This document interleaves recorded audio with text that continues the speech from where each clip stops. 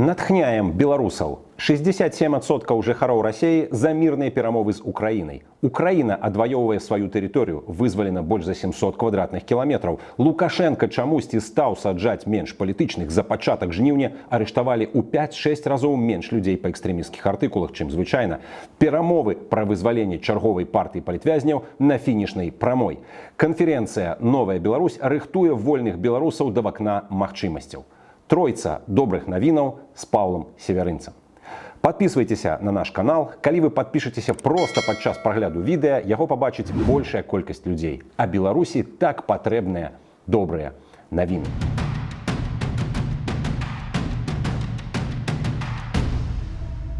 Першая добрая навіна. Абсалютная большасць жыхароў Расіі хоча спынення вайны. Паводле нядаўняга апытання Левада-цэнтра ад 10 до 20% прамыя супраціўнікі так званай СВО, а больш як 67% выступае за мірныя перамовы. 55% апытаных не адабрае удзел у спецаперацыі сваіх блізкіх. Толькі 24% апытаных за працяг баявых дзеянняў.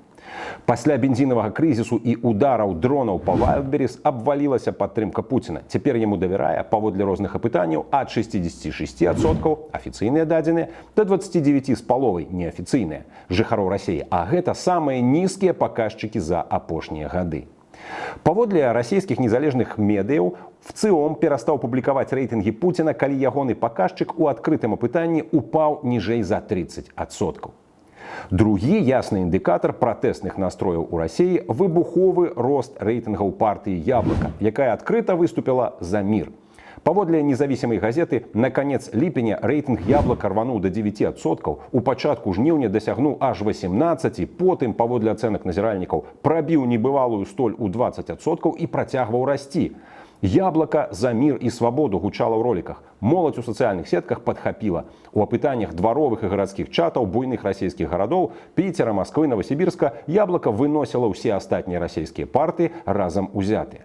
Як сказаў расійскі палітолог Уладзімір Карамурза, Пуцін спалохаўся эфекту Ціханаўскай.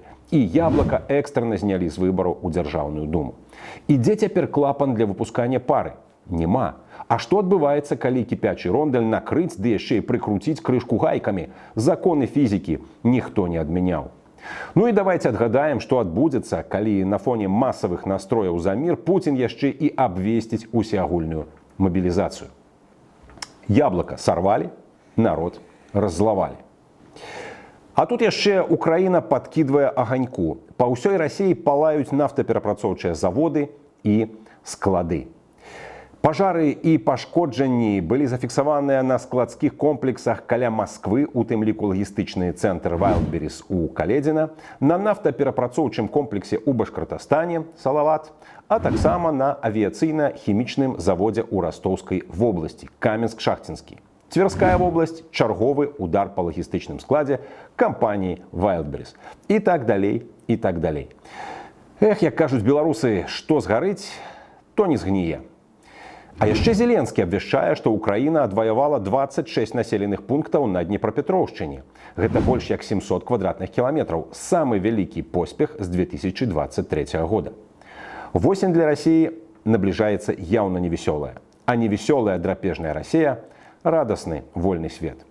Пуцін у мінусе, Беларусь у плюсе.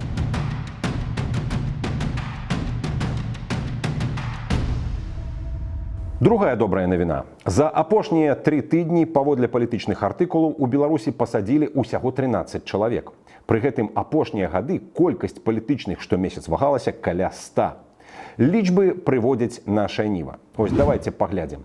Студзень 2026 года 77, люты 26 года 127, сакавік 95, красавік 130, здавалася б, усё ідзе па адной і той жа самай накатанай схеме. Травень 26 года 72, чэрвень 26 года 95, а вот тут увага, ліпень 2026 года 66, а вось жнівень 2026 года першая палова 8. 13 чалавек за 3 тыдні. Раней усю дарогу было па 20-30 палітычных за один тыдзень у судах. Такім чынам, колькасць палітычных судоў рэзка скарацілася. Што гэта значыць? На сезон адпачынкаў такую лічбу не спішаш. Улетку 2024-2025 силовики без проблемаў адпраўлялі ў турмы по 90-140 беларусаў штомесяц. Недагляд? Ну, дзе-дзе, а тут ніякіх недаглядаў не бывае. Як пісаў яшчэ Стендаль у пармскай абіцелі, дробныя тыраны якасна выконваюць толькі адзін від працы – утрыманне палітычных вязняў. То, можа быць, у Беларусі зніклі пратэсныя настроі? Ну, неяк не верыцца. Может быть, Лукашенко под старость раптам стаў таким сентыментальным, што раптам вырашыў, пора перастаць кашмарыць уласны народ. Не смяшыце. Значыць, машыну рэпрэсіяў штучна запаволілі ў ручным рэжыме. Але чаму?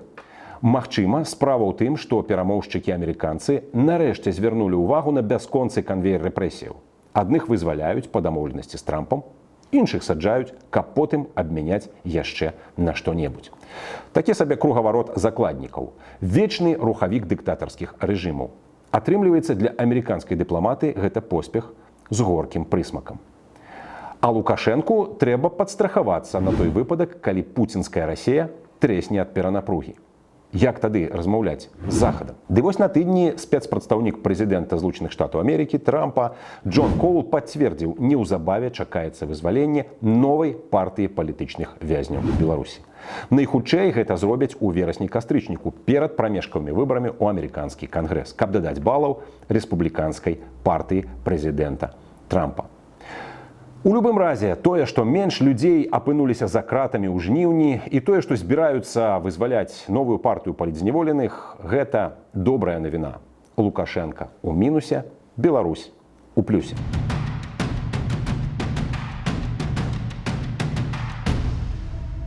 Нарэшце, трэцяя добрая навіна. 8-9 жніўня ў Варшаве прайшла канферэнцыя «Новая Беларусь». 300 лідараў, актывістаў і экспертаў беларускіх дэмакратычных сілаў абмяркоўвалі, што рабіць, каб для Беларусі адчынілася вакно магчымасцяў. Канечне, размаўлялі пра тое, што ў любы момант сітуацыя можа змяніцца, прычым непазнавальна. Пасля гісторыі з рэтрансляторамі гэта стала абсалютна ясна. Украіна ставіць ультыматум, абяцае ударыць, Лукашенко з'язджае, і вось яно в акно. І тут пытанне, хто паспее ў гэтае вакно першым – Пуцін альбо мы. Дык ці мы гатовыя? Падчас свайго выступу на канферэнцыі правёў галасаванне. Хто лічыць, што мы гатовыя да форс-мажору ў плане дыпламатыі? Падыміце рукі. Большасць гатовыя. У плане незалежных медыяў таксама лічаць большасць гатовыя. А ў плане бяспекі і ніводнай рукі ў залі. Канферэнцыя выявіла патрэбу сапраўднага прарыву ў галіне бяспекі. Так, мы гатовыя да вакна магчымасці ў сферы дыпламатыі, ў сферы незалежных медыяў, але не гатовыя ў плане сілавым ці вайсковым. І мы вось ужо 100 гадоў шкадуем, што ў 1918 годзе БНР не здолела арганізаваць адпраўку з румынскага фронту вайсковых частак, складзеных з беларусаў у Менск. Дык як бы нам не давялося наступныя 100 гадоў шкадаваць, што ў вырашальны момант у 26 ці 27 годзе не знайшлося аднаго беларускага батальёна. Далей, падрыхтоўка кадраў. Адкуль узяць дзесяткі тысячаў новых сумленных беларускіх дзяржаўных службоўцаў? За 30 з гакам гадоў Лукашенко разбэсціў чыноўнікаў проста ў пень. Вы ж паглядзіце, хто зараз чыноўнік. Асабіста адданы не закону, а Лукашенку. Ідэалогіі, пуцінскай Расіі. Хлусіць для такого чыноўніка норма. Красці – норма. Прыпіскі – канешне ж норма. Баяцца – норма. Палохаць іншых – норма. Дык з кім рабіць рэформы? Хто іх будзе праводзіць?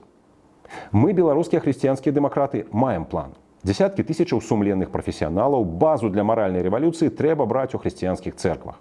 Там людзей вучаць не хлусіць, не красці і быць адказнымі. Касцёл, пратэстанцкія цэрквы і частка праваслаўных, не ахопленая шавінізмам РПЦ, самыя вялікія супольнасці ў Беларусі не да канца падкантрольныя рэжыму. А як рыхтаваць эліту? Цэлая панель на канферэнцыі была прысвечаная беларускаму універсітэту. Лідары беларускай акадэмічнай супольнасці зафіксавалі, што еўрапейскі гуманітарны універсітэт канчаткова перастаў выконваць ролю кузні кадраў для беларускай дэмакратыі і ператварыўся ў правінцыйны камерцыйны праект. Беларусі тэрмінова патрэбны элітны беларускі універсітэт. І вось каманда беларускіх выкладчыкаў распрацавала ідэю універсітэта імя Валовіча. Чаму б не адчыніць беларускі універсітэт, скажам, у Беластоку, дзе польская дзяржава падтрымлівае беларускую нацыянальную меншасць? Уявіце сабе універсітэт, дзе б выкладалі нобелеўскі лаўрэат Алесь Бяляцкі, Уладзімір Арлоў, Уладзімір Некляеў, Лявон Вольскі, Вінцук Вячорка, Павел Церашковіч, Кацярына Ваданосава, Цімоха Кудовіч. Ды беларуская моладзь паваліла б у такі універсітэт валам. Наступная тэма канферэнцыі «Украіна». Для беларусаў Украіна зараз нумар адзін. Прэзідэнт Зеленскі ў студзені гэтага года на ўгодках паўстання Каліноўскага абвясціў узаемадзеянне з беларускімі дэмакратычнымі сіламі адным з прыярытэтаў. Прызначыў адмысловага амбасадара Ярослава Чарнагора. Адчыняюцца новыя магчымасці для добраахвотнікаў. Трэба яднаць дыяспару і каардынаваць дзейнасць розных беларускіх падраздзелаў у складзе ўзброеных сіл Украіны. Кіраўніком офіса беларускіх дэмакратычных сілаў прызначаная Вольга Зазулінская, якая калісьці пачынала ў стаўбцоўскім маладым фронце. Ключавое пытанне, як падрыхтаваць да моманту X беларускіх добраахвотнікаў, якія цяпер змагаюцца за вашу і нашу свабоду ва ўкраіне. Цяпер беларускія добраахвотнікі не сабраныя разам у палку Каліноўскага, як было, скажам, 3 альбо 4 гады таму, а раскіданыя па розных падраздзелах. Асобная група засталася ў палку, група ў падраздзеле 1514, група ў беларускім добраахвотніцкім корпусе, хтосьці беларускай вызвольнай арміі, хтосьці яшчэ в асобных частках узброеных сіл Украіны. Здавалася б, класічнае распыленне сілаў. Але тут ёсць і плюсы. Групы беларусаў апынуліся практычна ва ўсіх родах войскаў. Хтосьці ў сухапутных, хтосьці ў супрацьпаветранай абароне, хтосьці займаецца дронамі, хтосьці нават у ваенна-марскіх сілах. Такім чынам ствараецца элітны касцяк для ўсёй новай беларускай арміі. Тое, што цяпер вольныя беларусы маюць сотні падрыхтаваных байцоў у наймацнейшай арміі Еўропы, гэта, безумоўна, добрая навіна. А вось як з дапамогай Украіны іх скаардынаваць на выпадак вакна магчымасцяў – задача бліжэйшага часу.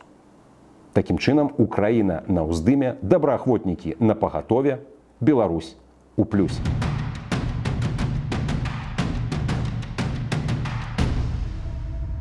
Што ж, сябры, яшчэ адна добрая навіна. Лета яшчэ не скончылася. 23-25 жніўня рыхтуемся адзначаць 35 гадоў аднаўлення незалежнасці Беларусі. 25 жніўня 1991 года пасля правалу камуністычнага путчу ГКЧП Верхоўны Савет Беларусі прыняў гістарычнае рашэнне надаць дэкларацыі незалежнасці БССР канстытуцыйны статус. Менавіта 25 жніўня 1991 года пачалася гісторыя нашай рэальнай незалежнасці. Свая палітыка, свае грошы, свае сімвалы, свая мова, свая памежная служба, свая дыпламатыя. І ў бліжэйшую нядзелю, 23 жніўня, у Вільні канцэрт да дня аднаўлення незалежнасці разам з беларускім клубам сябрына. Віленскія зоркі Ойра, Світанак, Ташыба, Сергей Сыс, Ванда Марцінш, Уршуля, Юрый Брыцько і Ілля Міронаў. А 25 жніўня у аўторак а 18 гадзіне вечарына ў беларускім доме на Віленскай 20. Незалежнасць гэта. Дэпутат незалежнасці Сергей Навомчык, айцец Георгій Рой, кіраўніца беларускага дому Людвіка Кардзіс, старшыня асацыяцыі беларускіх бацькоў у Літве Владзімір Заранкін і буду я сам. Прыходзьце, сябры. Далучайцеся да беларускай хрысціянскай дэмакратыі, падпісвайцеся на мае сацыяльныя сеткі. У апісанні пад відэа ёсць спасылкі на мой Facebook, Telegram, Instagram і Threads. А таксама, канешне, на наш YouTube канал. Зробім добрыя навіны для Беларусі разам. Верым, можам, пераможам.